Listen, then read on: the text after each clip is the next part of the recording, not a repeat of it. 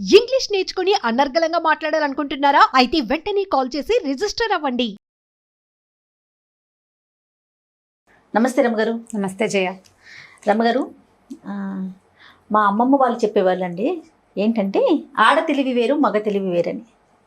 నాకు అర్థం అయ్యేది కాదు, బట్ ఇలాంటి మాట నేను చాలా మంది దగ్గర విన్నాను. నిజంగానే డిఫరెన్స్ ఉంటుందండి తెలివితేటల్లో? ఉంటుంది మరి. అవునా? ఆడవాళ్ళ తెలివితేటలు వేరు, మగవాళ్ళ తెలివితేటలు వేరు. ఏమి మంచి తెలివితేటలు? మంచి చెడు కొంచెం మెల్లిగా అడుగుతాను ఈ మాట. ఆడ తెలివి మంచిది, మగ తెలివి చెడ్డది అంటానికి వీల్లేదు. ఇప్పుడు మగవాళ్ళు ఎలాంటి సమస్య తెచ్చిపెట్టినా దాన్ని సాల్వ్ చేసుకుని ఏదో రకంగా బయటపడే తెలివి ఆడవాళ్ళకి భగవంతుడు పెట్టాడని చెప్తారు. ఏదో ఇబ్బంది పెడతారు హస్బెండ్స్, ఇంకో మగవాడు అనుకో అవతల ఉన్నవాడు, ఇద్దరు కలిసి కొట్టుకు చచ్చి రగడ పెరిగి కత్తులు కటార్లు కర్రలు అవి వస్తాయి. అదే ఆడవాళ్ళు అనుకో 2 పోట్లాటలు 2 చివాట్లు 4 విసిరాట్లతోటి సరిపోతుంది. 2 రోజులు మాట్లాడుకోక ఏడ్చి 2 కన్నీటి చుక్కలు, 4 విషాదభరితమైన డైలాగులు, మా అమ్మ చేసింది మా అమ్మమ్మ చేసిందని 2 తిట్లు, 4 దెబ్బలతోటి ఒక 2-3 రోజుల్లో మళ్ళీ సుఖాంతం అవుతుందా? మరీ పెద్ద సుఖాంతం కాకపోయినా సెట్ అయిపోతుంది. రోడ్డు ఎక్కిపోరు ప్రతిసారి. అంటే ఇప్పుడు రోడ్డు ఎక్కిపోతున్నారు అనుకో ఈ రోజుల్లో. ఇప్పుడు ఆడ తెలివి మగ తెలివి సెపరేట్ గా చెప్పడానికి వీల్లేదు ఇవాళ రేపు. ఎందుకంటే అందరూ ఒకే స్కూల్లో చదువుకుంటున్నారు. పాతకి కొత్తకి తేడా ఉంది కదా జయ. మిగిలిన అమ్మాయిలందరూ పొట్లాడొద్దు నాతోటి. నేను ప్రతిసారి చెప్తున్నా ఈ సంగతి, పొట్లాడకూడదు. ఇది వరకు నాన్నలు చదువుకునేవాళ్ళు ఎంతో కొంత, లేదా నాన్నలు ఏదైనా పని వృత్తులు నేర్చుకునేవాళ్ళు, బాగా బలమైన పని చేయటం. ఆడవాళ్ళు అమ్మలకి చదువు సంధ్య పెద్దగా ఉండేది కాదు. ఇంటి పట్టున ఉండేవాళ్ళు. ఇంటిని తమకిచ్చిన రూపాయితోటి సర్దుబాటు చేసి అందులో ఈ 6గురిని 14 మందిని పిల్లల్ని బాగా లెవెల్ చేసి సరి చేసి పెట్టుకునే వ్యవహారంలోనే ఉండేవాళ్ళు. ఇప్పుడు నాన్న 10 రూపాయలు ఇస్తే 10 తోటే సంసారం గడిపేందుకు కావలసిన తెలివితేటలు క్షమత కలిగి ఉండేవాళ్ళు. అప్పుడు అమ్మా నాన్న తెలివి సమానంగా ఉండదు. నాన్నది ఒక తెలివి, అమ్మది ఇంకో తెలివి అప్పట్లో. ఇప్పుడు అమ్మా నాన్న ఇద్దరు సమానంగా ఒకే కాలేజీలో చదువుకుని ఒకే యూనివర్సిటీలో చదువుకుని తర్వాత పెళ్లి చేసుకుంటున్నారు. సమాన తెలివితేటలు ఉండే అవకాశమే ఉంది. ఆడకి సెపరేట్ తెలివితేటలు ఎలా ఉంటాయి? ఇద్దరు ఒకే బడి, ఒకటి ఎల్కేజీ నుంచి నర్సరీ ఎక్కడే, ఎల్కేజీ ఎక్కడే, యూకేజీ ఎక్కడే, కేజీ నుంచి పీజీ దాకా ఓ చోటే చదువుకుంటే సెపరేట్ తెలివితేటలు ఎలా వస్తాయి? ఏదైనా కొంచెం కాస్త చిన్న తేడాలతోటి. అంతేగాని ఆడవాళ్ళు చాలా తెలివిగా ఉండే అవకాశం ఇవాళ తక్కువ ఉందేమోనని అనిపిస్తుంది. ఎందుకంటే టూ మచ్ కాదు, too many girl boy friends ఉంటున్నారు అబ్బాయిలకి, టూ మెనీ బాయ్ ఫ్రెండ్స్ ఉంటున్నారు అమ్మాయిలకి. బాయ్ ఫ్రెండ్స్ గర్ల్ ఫ్రెండ్స్ అనగానే ఒక వేరే డిఫరెంట్ మీనింగ్ లోకి వెళ్ళొద్దు. మగపిల్లలతోటి సమానంగా ఆడపిల్లలు ఉండటం, లేదా ఆడపిల్లలతోటి సమానంగా మగపిల్లలు ఉండటం, వీళ్ళంతా కలిసి ఒకే ప్రపంచంగా ఉండటం ఇప్పుడు నడుస్తుంది. అవునండి. ఇప్పుడు తెలివితేటలు సెపరేట్ గా ఉండటానికి ప్రపంచాలు వేరుగా లేవు కదా.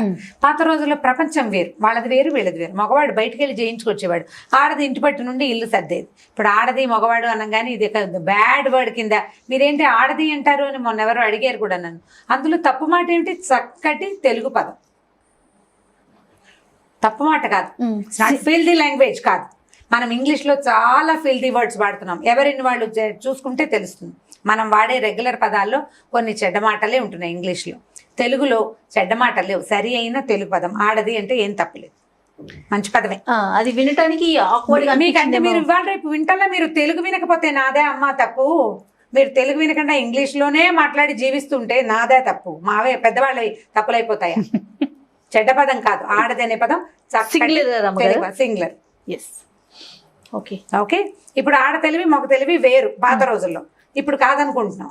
నాకు అలా అనిపిస్తుంది. కాదు నేను చాలా తెలివిగలదాన్ని అని నీ బట్టి అమ్మాయిలు ఎవరైనా క్లెయిమ్ చేయదలుచుకుంటే ఒక్కొక్క కామెంట్ రాయండి. అబ్బాయి మా ఆయన కంటే నేనే తెలివండి, లేకపోతే నాకంటే మా వారే తెలివిగలవారండి అని మీరు కామెంట్లు పెట్టి సంతోషిస్తానమ్మా. ఇవాళ రేపు ఆడపిల్లలు బాగున్నారని. తప్పకుండా. పాత రోజులు తెలివి వేరు. పాతకాలంలో ఎలా కనపడేదంటే, ఇప్పుడు ఒక మిడిల్ క్లాస్ ఇంట్లో ఓ తండ్రి లోపలికి వస్తాడు, 2-3 ఫ్రెండ్స్ వస్తాడు. ఏమేవో కాఫీ ఇచ్చేయండి, పాలున్నాయో మజ్జిగుందో ఏముందో కొంపలో ఏముందో వాళ్ళకి తెలీదు.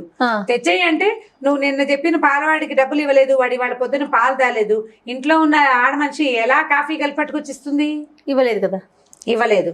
ఇప్పుడు ఆడవాళ్ళు ఏం చేస్తారు తెలివిగా? పాత రోజులు ఏం చేసేవాళ్ళు అంటే, ఇంత ఎండ మండిపోతుంటే కాఫీ ఎందుకని చల్లగా మజ్జిగ తాగండి అన్నయ్య గారు అని ముద్దుగా అనేసి మజ్జిగ ఇచ్చేసేవాళ్ళు. ఇప్పుడు ఎవరు తెలివితేటలు ఉన్నట్టేనే ఆడవాళ్ళకి ఖచ్చితంగా అండి. ఇప్పుడు అలాంటి తెలివితేటల గురించి ఒక మంచి కథలు ఉన్నాయి మన దగ్గర. ఇప్పుడైతే మేమైతే ఏం చేస్తున్నాం రమ్ గారు? మీరు ఏం చేస్తున్నారు? ఇప్పుడు నెస్కేఫే క్యాపాచినోలు ఉంటాయి ఫ్రిడ్జ్ లోనో ఎక్కడో ఒక చోట మూల, దాన్ని తీసి అది ఎంత పాతదైనా సరే దాని అది అవుట్డేట్ అయినా ఏం పర్వాలేదు, వేడి నీళ్ళలో వేసి కలిపిచ్చేసేది. ఇప్పుడు పాలు పాపాలు అక్కర్లేదు కదా చెయ్య పాతరాగా. అప్పుడంటే పాలు కాదు అడిగి అనిపించుకున్నట్లుంది. కెపాచినో దొరుకుతున్నాయి కదా, ఓ 4 ప్యాకెట్లు సామాన్లతో పాటు కొని పడేసుకున్నా అంటే అర్జెంట్ కాఫీకి అది పనికి వస్తుంది. గ్రీన్ టీ పెట్టచ్చు. నేనైతే ఏం మొహమాటం ఏం లేదు, పాలు లేవు గీళ్ళు ఏం పర్వాలేదని చక్కగా కొంచెం కరివేపాకు తీసి నీళ్ళలో వేసి 2 మరుగులు రానిచ్చి దాంట్లో ఓ నిమ్మ చొక్క పిండి వాసు ఉప్పేసి బ్రహ్మాండంగా ఉంటుంది గ్రీన్ టీ, ఇది హెల్తీ అని నమ్మించి ఇచ్చేయగలరు. నాదొక తెలివి అది. ఇప్పుడు గ్రీన్ టీలు అంటే ఇదివరకట్లాగా ఆ మధ్య కాలంలో 3 ఏళ్ల నాడు గ్రీన్ టీ అంటే మనం డబ్బాలు ప్యాకెట్లు కొనుక్కునేవాళ్ళం. లేటెస్ట్ మనకు వచ్చినటువంటి మంచి మంచి డాక్టర్లనండి సైంటిస్టులనండి వాళ్ళ వల్ల కషాయాలని గ్రీన్ టీగా భావించి యథేచ్ఛగా ఇచ్చేయచ్చు. కరివేపాకు ఒకటి, కొత్తిమీర ఒకటి, పుదీనా ఒకటి, ఈ 3 లేకపోతే నేను ధనియాలు జీలకర్ర పెట్టి ధనియాల కాఫీ అని మా చిన్నప్పుడు కాచేవాళ్ళు. ఏ కాఫీ గతి లేకపోతే ధనియాల కాఫీ అనేవాళ్ళు. ఇప్పుడు ధనియాల కాఫీ ద బెస్ట్ కాఫీగా పరిగణింపబడుతోంది. ఇవేవి లేవనుకోండి, దొడ్లో వాము మొక్కలు ఉంటాయి, ఇవన్నీ పెట్టుకోండి అమ్మా ఇంట్లో మీరు జాగ్రత్తగా. ఒక వాము మొక్క ఉందనుకో, వామాకులు 2 నీళ్ళల్లో వేస్తే ఆ వాసన మహా బాగుంటుంది. ఒక చిటికెడు ఉప్పు, ఒక డ్రాప్ నిమ్మరసం చాలు. నేను కూడా ఒక ఎక్స్పీరియన్స్ చెప్పాక స్టోరీకి వెళ్ళిపోతాం. మొన్న మన మిల్లెట్ రాంబాబు గారు ఉన్నారు కదా, మన దాంట్లో చేస్తూ ఉంటాం మనం ఆర్గానిక్ దాంట్లో, ఇట్లా షూట్ కోసం వెళ్ళామన్నమాట. ఆయన వెంటనే లెమన్ గ్రాస్ ఉంటుంది కదా రమ్మగారు, లెమన్ గ్రాస్ కూడా ఉంది నా దగ్గర. లెమన్ గ్రాస్ ని చక్క అసలు ఎంత బాగుందో, దాల్చిన చెక్క వేసి కొంచెం సాల్ట్ వేసి, కాదండి తాటి బెల్లం వేశారు. లెమన్ గ్రాస్, తాటి బెల్లం, నిమ్మకాయ, బాబా ఎంత అద్భుతంగా ఉందంటే. మనకి ఎగ్జిబిషన్స్ లో అంటే మొక్కల ఎగ్జిబిషన్స్ పెడతారు కదా హార్టికల్చర్, అవునండి, వాటిల్లో 30 రూపాయలకే దొరుకుతుంది లెమన్ గ్రాస్ మొక్క. ఒక పెద్ద కుండీలో, చిన్న కుండీలో పెట్టకండి, చూడడానికి మొదట 2 రెబ్బల్లాగానే ఉంటుంది. అందరూ పెట్టుకోండి, చాలా బాగుంటుంది, దోమలు తగ్గుతాయి మొదటిది. తర్వాత ఈ లెమన్ గ్రాస్ తోటి సుఖం ఏంటంటే అత్యవసరమైన గ్రీన్ టీకి లెమన్ గ్రాస్ బాగా యూజ్ అవుతుంది. రంగు రాదు, వాసన వస్తుంది, ఫ్లేవర్. అవును, నా దగ్గర కూడా పెద్ద బుషే ఉంది. ఆ ఎండుటాకులు కూడా కట్ చేసి పెట్టుకోవచ్చు, దానిలోంచి వచ్చే ఆకులు కూడా పెట్టేసుకోవచ్చు. అంటే ఆకు ఎండిపోయింది అనుకో, అది కూడా వాసన వస్తుంది, నిమ్మ వాసన వస్తుంది. లెమన్ గ్రాస్ అంటే వాసన తప్పిస్తే అందులో ఇంకేమీ ఉండదు. ఇప్పుడు తెలివితేటలుగా మనం గ్రీన్ టీలు ఇచ్చేయచ్చు, పాతకాలం తెలివి మన దగ్గర కూడా ఉంది. ఇంకా స్టోరీలోకి చెప్దాం. ఒక ఊళ్ళో అన్నట పాత రోజులు ఏం చేసేవాళ్ళు అంటే, అప్పుడు రేడియోలు లేవు, టీవీలు లేవు, రేడియోలు ఎక్కడైనా ఒక చోట ఉండేవి, రేడియోలు ఉన్న రోజులు కూడా అంతకు ముందు కాలంలో కాలక్షేపానికి నెలలో ఒక 4-5 భాగవత సప్తాహాలని అవన్నీ ఇవన్నీ పెట్టుకునేవాళ్ళు. హరిదాసులను పిలిచి వాళ్ళతోటి ఏదో పాటలు పద్యాలు కథలు చెప్పించుకునేవాళ్ళు. రామాయణ మహాభారతాలు హరికథ రామాయణ మహాభారతాలు చెప్పించుకోవడం, హరికథలు, తోలు బొమ్మలు, తర్వాత ఇంకా ఏమిటో మన తోలు బొమ్మలు కాకుండా ఇంకొకటి కూడా ఏదో ఆడుతుండేవాళ్ళు. జయ పేరు మర్చిపోతున్నాను నేను. రకరకాల బొమ్మలాటలు మన కాలక్షేపానికి ఏదో ఒకటి కాలక్షేపం ఉండాలి కదా, లేకపోతే పెద్దవాళ్ళు ఎవరైనా పురాణ కాలక్షేపాలు అలా చేయించేవాళ్ళు ఊళ్ళలో. అయితే ఒక పల్లెటూరు పేరు రామాపురమే. ఈ రామాపురంలో ఏంటంటే చాలా సుభిక్షమైన ఊరు. ఆ ఊరికి ఒక 3 హరిదాసులు వచ్చారట. 3 హరిదాసులు, ఒక ఆయనేమో పాట పాడతారు, ఇంకొక ఆయనేమో ఫిడేల్ వాయిస్తారు, అంటే వయలిన్ వాయిస్తారు, 3వ ఆయన మృదంగం. ఈ హరిదాస్ గారు వీళ్ళిద్దరిని పాట పాడే హరిదాస్ గారు వీళ్ళిద్దరిని వెంబడి పెట్టుకుని గ్రామాలు తిరుగుతూ ఈ రామాపురానికి వచ్చారు. వర్షాలు లేని రోజుల్లో సంపాదించుకుని అన్ని ఊళ్ళు తిరిగి సంపాదించుకుని వర్షాకాలం సొంత ఊళ్ళల్లో ఉండేవాళ్ళు. అప్పట్లో సంపాదన మార్గాల్లో ఇదొకటి, ఊరూరా తిరగటం. ఆ ఊరెళ్ళి ఆ ఊరి పెద్ద దగ్గరికి వెళ్ళి, అయ్యా మేము సంగీతం చెప్పుకున్నామండి, హరికథలు చెప్తాం, రామాయణ మహాభారత భాగవతాలు, అదే చీమల్లాగానే రామాయణ మహాభారత భాగవతాలు 3 చెప్తాం, ఫలానా కథ చెప్తాం, ఈ కథ చెప్తామని చెప్పుకుని సరే ఆ ఊళ్ళో చాటింపేసేవాళ్ళు. అందరూ కలిగిన వాళ్ళు పెద్దలు ఎవరైనా ఉంటే వాళ్ళు ఏం చేసేవాళ్ళు, వీళ్ళకి భోజన వసతి కొంతమంది క్రియేట్ చేసేవాళ్ళు. తర్వాత అందరూ రోజుకి ఇంతని ఇచ్చి మొత్తానికి వాళ్ళని 10 రోజులు వాళ్ళ దగ్గర కథలు చెప్పించుకుని రామాయణమో మహాభారతమో మనకు కావాల్సింది చెప్పించుకునేవాళ్ళు. ఊళ్ళల్లో ఏమైనా సమస్యలు ఉన్నాయనుకో, భాగవతం పారాయణ చేస్తే సమస్యలు తీరుతాయని, అనారోగ్యాలు ఉంటే రామాయణం చెప్పుకోవాలని, సుందరకాండ చెప్పుకోవాలని ఉండేది పాత పద్ధతి. ఇప్పుడు కూడా ఉంది. అక్కడి నుంచి ఏం చేశారట, ఈ హరిదాసులు వచ్చారు 3. వచ్చి ఒక ఊళ్ళో ఈ రామాపురం చెప్పాం కదా, రామాపురం వచ్చేసరికి కదా, ఓహో బ్రహ్మాండంగా వీళ్ళు చాలా బాగున్నారు, మంచి స్ఫురద్రూపులు 3 బాగున్నారు, పాట పాడే ఆయన అయితే ఎంత చక్కటి గొంతు అయింది, గాత్రం బాగుంది, ఎంతో భాగవతం చెప్పించుకోవాలనుకున్నారు. 40 రోజులు మా ఊళ్ళో ఉండి రోజు కథ చెప్పండి అని ఒప్పించారు. బాగుంది. 40 రోజులు 3ని అట్ట పెట్టుకోవాలంటే ఒక ఊళ్ళో వాళ్ళకి భోజనాలు, వాళ్ళు బట్టలు తెచ్చుకుంటారు కానీ గిన్నెతోనే పాత్ర తెచ్చుకోరు కదా, పాపం ఊరు కూడా తిరిగేవాళ్ళు. సరే ఏమన్నారు, ఆ ఊర్లో పేరు శాస్త్రి గారిని ఒక మంచి ఘటికుడు ఒక ఆయన ఉన్నాడు. ఆ ఘటికుడు ఆయన ఏం చేశాడు, అదేమిటి నేను అంతటి వాడు ఈ ఊళ్ళో ఉండగా వేరే వాళ్ళు అన్నం పెట్టడం ఏమిటి, ఈ 3 హరిదాసులకి మేమే భోజనం పెడతాం మా ఇంట్లోనేనని సభాముఖంగా ఒప్పుకున్నాడు. అయిందా? సరే ఇంటికి వచ్చారు. ఇంటికి వచ్చి ఏమేవ్ ముగ్గురు హరిదాసులు వచ్చారు. వాళ్ళ ముగ్గురికి భోజనాలు మన ఇంట్లోనే, ఇవాళ నుంచి 40 రోజులు మన దగ్గరే ఉంటారు. ఎంచక్కా పిల్లలు అన్ని పాటలు పద్యాలు నేర్చుకుంటారు. ఒక ఆయనకి ఫిడేల్ వచ్చు, ఇంకో ఆయనకి మృదంగం వచ్చు. పిల్లలు కూడా ఫ్రీగా అవన్నీ నేర్చుకుంటారని చెప్పాడు. ఫ్రీగా నేర్చుకోవడం అనే పాయింట్ బాగుంది, కానీ 40 రోజులు ముగ్గురు మగవాళ్ళకి 2 పూట్ల లేదు 4 పూట్ల భోజనాలు, టిఫిన్లు, కాఫీలు, స్వీట్లు, హాట్లు, ఈవినింగ్ స్నాక్స్ ఇవన్నీ జరపద్దు. ఆవిడకు 6 మంది గుండె భార్యమణికి.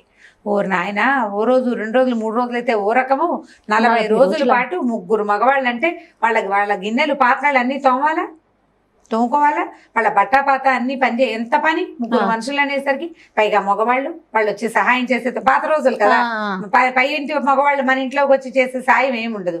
ఈవిడేం చేసింది, సరే ఏదైనా చేద్దామని ఆలోచించి భర్తకి ఏమంది, సరే అలాగా అంతకంటే భాగ్యమా అంది పైకి.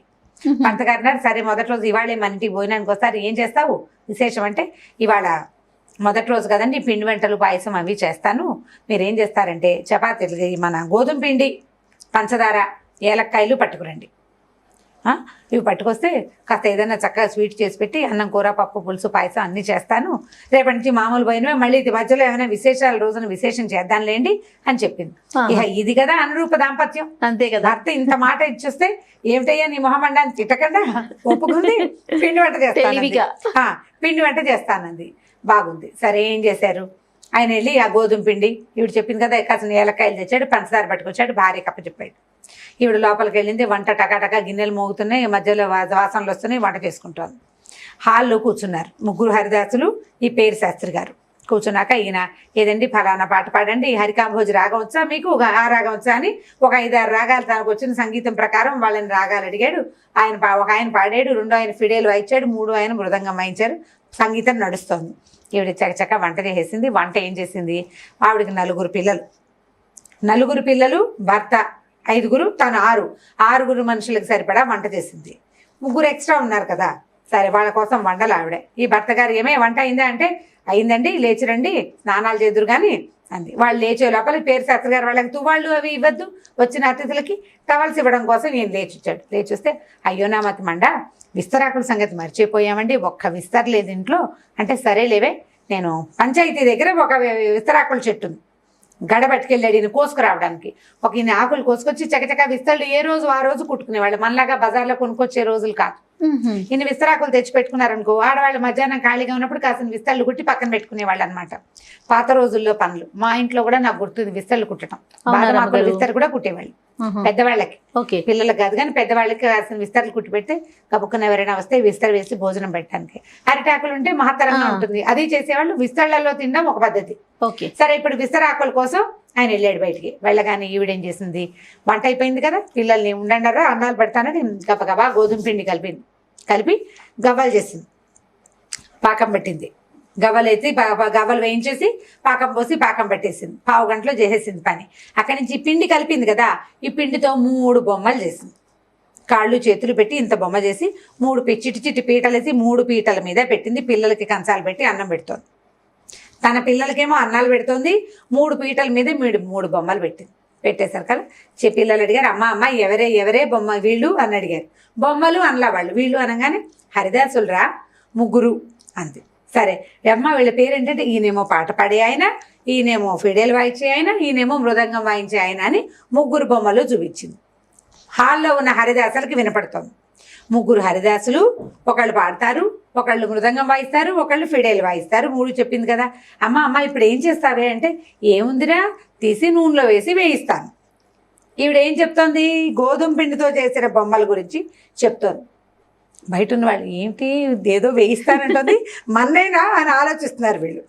నూనెలో వేసి వేయిస్తాను. తర్వాత ఏం చేస్తావే, నూనెలో వేస్తావా, తర్వాత అంటే బాగా ఎర్రగా వేగాక పాకం పెట్టాను కదా, పాకంలో పడేసి పాకం పడతాను అంతే అనేసరికలు వెళ్ళి 6 మంది గుండె. ఏమిటి పాకం పడతాం అంటే ఏమిటి, ముందు వేయిస్తానంది, ఎర్రగా వేగాలి, వేగిన తర్వాత పాకం పడుతుంది.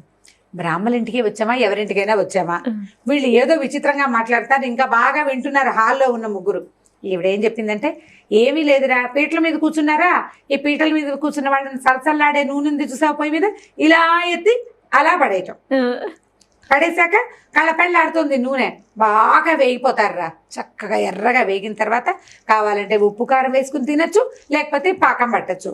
పాకం రెడీగా ఉంది కాబట్టి పాకం పట్టేస్తాను అని ఆనంగానే బయటకు వచ్చిన వాళ్ళు, నాయన ఇదేదో బ్రహ్మరాక్షసుల కుటుంబం, ఆయన పైగా విస్తళ్ళు తేవడానికి వెళ్ళాడు, ఇప్పుడు ఈవిడ వేయించి కారం పెడుతుందో పాకం పడుతుందో, ఇవి రెండు అయ్యాక ముగ్గురిని కలిసి 3 ముక్కలుగా వేయించుకుని తింటారో ఏమిటోనండి. చల్లగా వీళ్ళు ఎవరు పెట్టే వాళ్ళు పుచ్చుకుని కామ్గా బయటకు వెళ్ళిపోయారు కామ్గా.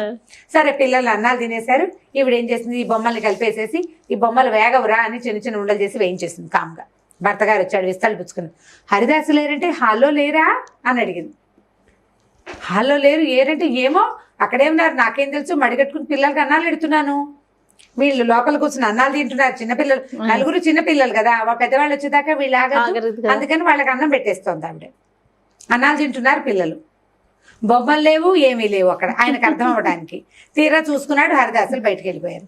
సరే అయ్యో ఇదేమిటని బగబగబా వెతికాడు, బయటికి వెళ్ళి కేకేశాడు. ఎంతసేపటికి వస్తారేమో లేండి, చెరులోకి వెళ్ళి ఉంటారు స్నానాలకి, ఏదో ఆడ మనిషి మడిగట్టుకుందని లోపలికి వచ్చి నన్ను పిలిచిండ్రు, పిల్లలేమో అన్నాలు తింటున్నారు, వస్తారులే కాసేపు చూడండి అంది.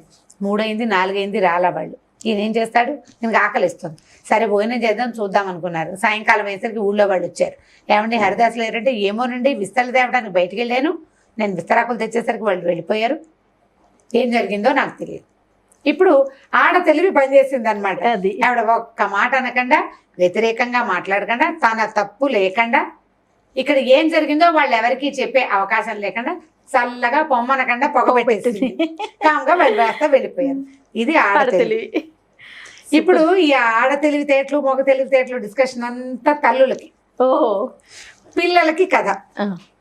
మీరెంత తెలివిగా ఎలా తప్పుకోగలుగుతున్నారు జీవితంలో, ఎలాంటి ప్రాబ్లమ్స్ని హ్యాండిల్ చేయగలుగుతున్నారు, ఏ ప్రాబ్లమ్ని ఎట్లా హ్యాండిల్ చేస్తున్నారు అనేది ఆలోచించుకోవడానికేనమ్మా ఈ కథలన్నీ. ఖచ్చితంగా వచ్చినప్పుడు గొడవలు పెంచుకోకుండా మీరు ఎలా తెలివిగా దాన్ని హ్యాండిల్ చేస్తున్నారు, మీకు ఇబ్బంది రాకుండా, మన జీవితం సూప్లో పడకుండా, పిల్లల భవిష్యత్తు పాడవకుండా, మన పరువు నలుగురిలో పోకుండా, బయటికి రాకుండా ఎట్లా ప్లాన్డ్గా చేస్తారు అనేది చాలా ఇంపార్టెంట్.